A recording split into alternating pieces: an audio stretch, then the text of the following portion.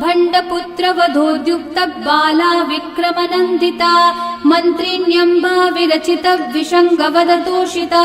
विशुक्रप्राणहरण वाराही वीर्यनन्दिता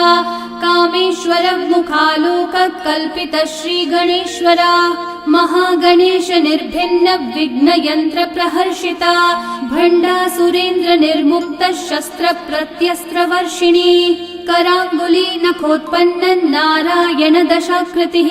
महापाशुपतास्त्राग्नि निर्दग्धासुरसैनिका कामेश्वरास्त्र निर्दग्ध सभण्डासुर शून्यका ब्रह्मोपेन्द्र महेन्द्रादि देव संस्तुत वैभवा हरनेत्राग्निसन्दग्ध काम सञ्जीवनौषधिः श्रीमद्वाग्भवकूटैक स्वरूप मुख पंकजा कंठाधक्कटिपर्यन्त मध्यकूट स्वरूपिणी शक्ति